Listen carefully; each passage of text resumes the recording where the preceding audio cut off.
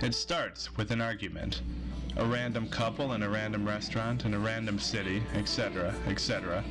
She says that he spends too much time playing poker with his buddies. He says that she's suffocating him and not letting him live his own life.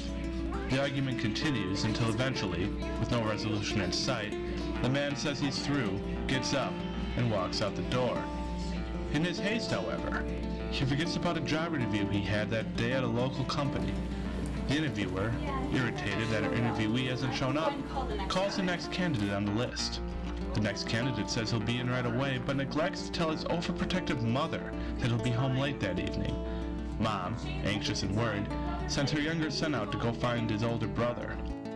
The son, irritated that his TV viewing habits have been interrupted, decides to stop at a local convenience store, figuring he owes himself a little reward for doing his mom's bidding. He leaves the car running, expecting only to be in the store a minute, making the car an easy target for the ex-con looking for a quick ride out of town. The criminal jumps in the car, puts it into gear, and takes off.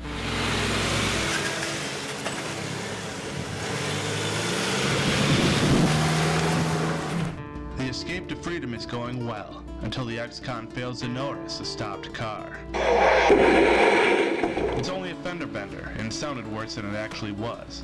But both drivers are furious, and quickly, a fight breaks out.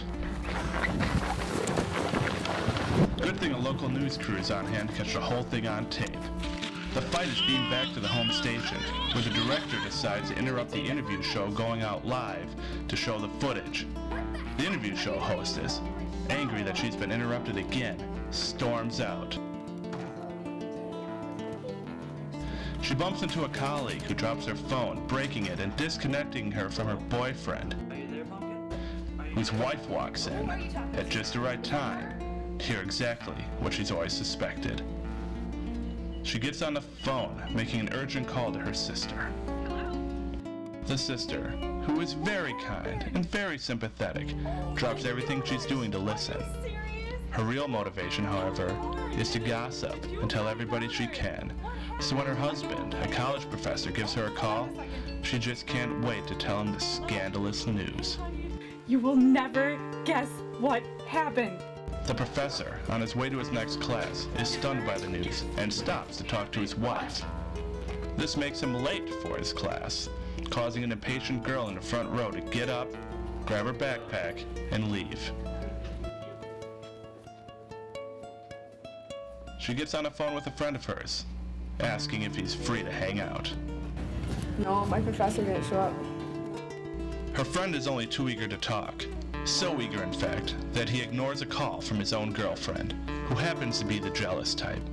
When he doesn't answer the phone, she gets concerned and angry. So concerned and angry that she types a whiny instant message to her best friend, who types a message back, ignoring the man in her room who is discussing his relationship problems with her. Just forget it.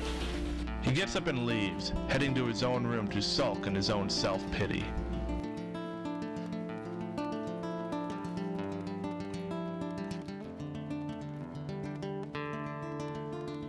Trying to get to his computer, he swipes a few pieces of paper off.